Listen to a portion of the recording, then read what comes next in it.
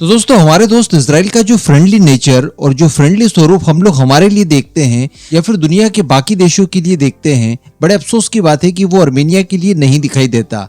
यहाँ पर पैसा और स्वार्थ दोनों चीजें काम करती है। हम सभी जानते हैं कि अर्मेनिया और इजराइल के बीच में संबंध अच्छे नहीं है, और ये संबंध इसलिए अच्छे नहीं है कि कोई युद्ध वगैरह हुआ है या फिर कोई पुरानी दुश्मनी है, बल्कि इजराइल और अजरबैजान के बीच में संबंध बहुत ही ज्यादा मधुर है। इतने ज्यादा मधुर संबंध है अजरबैजान और इजराइल के बीच में कि वो अर्मेनिया को बर्बाद कर देने के लिए, उसे पूरी तरह से हरा देने के लिए इस लेवल से तैयारियां करवा रहा है अजरबैजान को, जिसके बारे में जानकर थोड़ा सा आश्चर्य हो जाता है।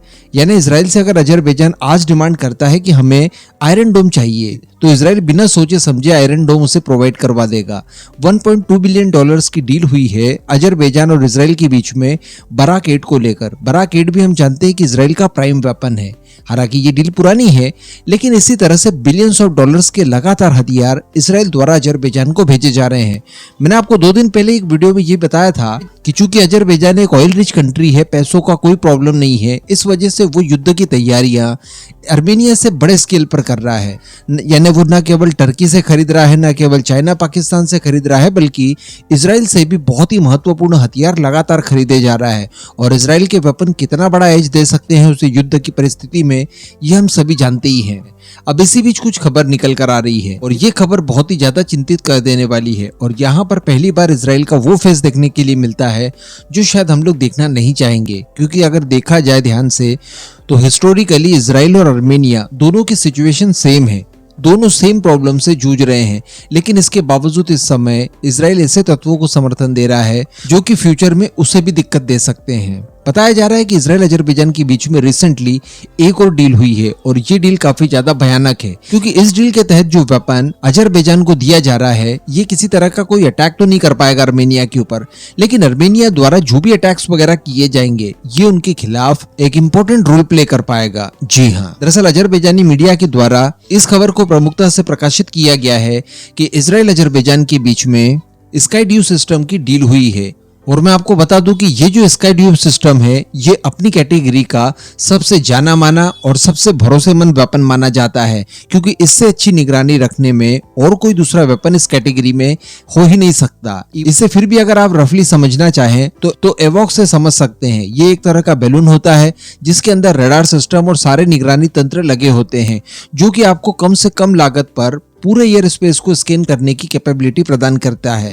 तो इसी तरह के बैलून्स को लेकर डील हुई है इजराइल और अजरबैजान के बीच में। जिस तरह से भारत में DRDO है, उसी तरह से इजराइल में DDR&D संस्था है, उसके द्वारा इसे डेवलप किया गया है।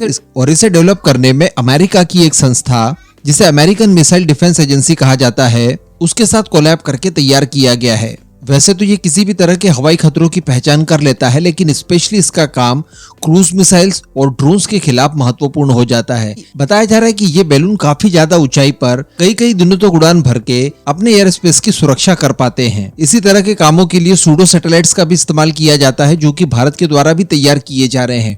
तो उस तरह से भी इसे आप काम में ले सकते हैं। ये 250 किलोमीटर से अधिक दूरी तक स्कैन कर लेते हैं, और इसी के साथ साथ एक साथ 500 लक्ष्यों की ये पहचान कर लेते हैं। यानी अगर 500 टारगेट्स हैं एक साथ, तो उन्हें भी एक साथ ये ट्रैक कर सकते हैं। इजराइल खुद भी इस तरह के बैलून्स का काफी बड़े स्केल पर इस्तेमाल करता है। खासकर बात की जाए लेबनान से लगने वाली सीमा में, तो वहां पर भी इसका विशेष इस्तेमाल किया जाता है। चूंकि काफी हाई एल्टीट्यूड पर ये उड़ता है, इस वजह से बियॉन्ड द लाइन जाकर भी ये अच्छे से जासूसी वगैरह का काम कर पाते हैं। बताया जाता है कि उपयोगकर्ता देश की जो वायुसेना होती है, वो इन बैलून्स को अपने एयर डिफेंस सिस्टम्स के साथ इंटीग्रेट कर सकते हैं, उनके साथ लिंक कर सकते हैं, जिससे कि रियल टाइम में आपको सारी की सारी जानकारी ये प्रोवाइड करवा कर दे सकते हैं। तो अब इस तरह के हाईटेक वेपन्स और निगरानी सिस्टम अगर अजरबैजान को इजराइल प्रोवाइड करवाएगा, तो आप सोच सकते हैं कि इसके खिलाफ अर्मेनिया की तैयारी क्या ही हो सकती है। क्योंकि अगेन कहूंगा कि उसके पास बजट इतना है ही नहीं कि इस तरह के खतरों से निपटने के लिए वो भी अपनी तैयारी इसी स्केल पर कर पाए।